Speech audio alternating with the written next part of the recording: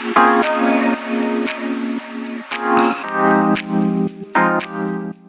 guys, Steven Dexter. It's been a while that I haven't done a video, so today I'm gonna go over my TradeZero account statements for the last 2 months.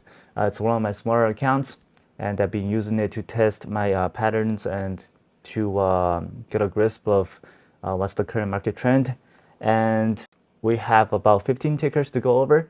So today I'm going to go over the biggest losses and the biggest gains, and to go over the chart and what's going to be my thought process. Other than that, we have a conference that's coming up between the 18th to the 20th, and we only have a couple days to sign up. So currently we have a discount to sign up in the last couple days. So make sure to check out the link below, and let's get into the video. We have about 15 tickers in total. Biggest gain is BXRX, and biggest losses was BCFD. Those are the 2 tickers that's really stand out.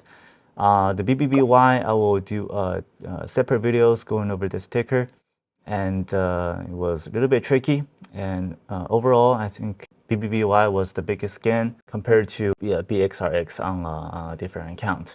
But today we're gonna go over BXRX and BCFD. So let's get into those tickers. So BCFD, I think this one I took 60K losses, 67. I think the major losses I took one was on the day before the final panic.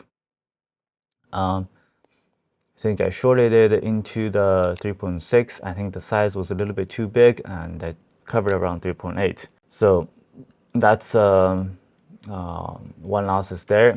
I shouldn't have short into the consolidations. I should have waited until the next day. I got a little bit too eager rushing into shorting into consolidations. So on the next day, with the volume comparison, it definitely favors the short. The pre-market volume was only about 1 million or 2 million. Overall, I traded only 20 million before we go into the afternoon. Volume itself is not going to exceed the consolidation volume. That's why I took a short around 3.5, added another into the strength around 3.6. I was in Asia, so the time zone's a little bit different. I don't have the confidence to to hold throughout the entire day while going to sleep. That's why I didn't make all the losses back. But if I was in a different the correct time zone, I should be positive on BZFD. It is a $3 stock going from about $1 to $4, and the market cap initial market cap is under 100 million, so it is actually tradable. Let's take a look at the dollar block on consolidations. So from here to here, traded about 100 million shares around 4, and 20 to 30 million shares around 3.5. So overall together traded about $500 million in terms of dollar block. This is actually worth it to track for multi-day runners dollar block, especially for the most recent market conditions. And in the future, it's much easier to spot these type of multi-day runners, and it's much easier to short into it. So one of the thing that you guys want to pay attention to is, because we're trading those low dollar ticker, that, as I mentioned in 2021, I do not trade tickers that's under $3. And what I'm observing recently is $2 is actually the big neutralized zone. If the stock is trading sufficient enough volume, and the stock is very difficult to fade under 2. The reason is, if the stock is trading sufficient enough volume, and that also means the retail traders can buy more shares because shares are cheap.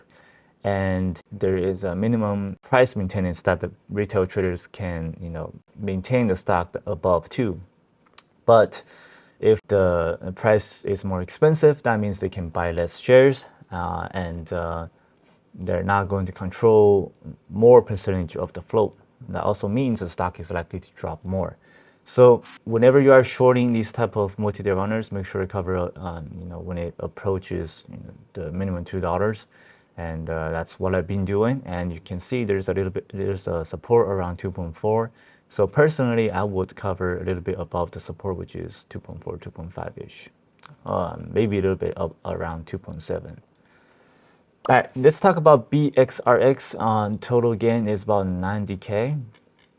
And you can see This is shorting into resistance play. We have two resistance already, one around 5, one around 6.6. And resistance can be added together if most recent resistance price does not exceed the historical resistance price, and the timeline is within 6 months. Then you can add the resistance together, and so overall will be about 50 million resistance altogether. And on this day, it traded about 48 million, so did not exceed the resistance volume. When the stock gaps through all of the resistance, typically all those support, they do not hold. And I think I got about, the flow is around 1.5 to trade is wrong.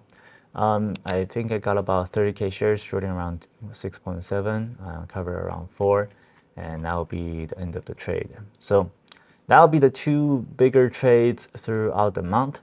BBBY, I will do a separate videos about this one.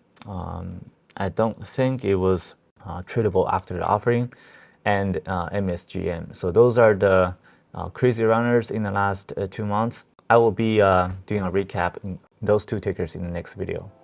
Alright guys, that'll be the end of this video. Make sure to sign up for the conference. Check out the link below. And other than that, I will see you guys in the next one.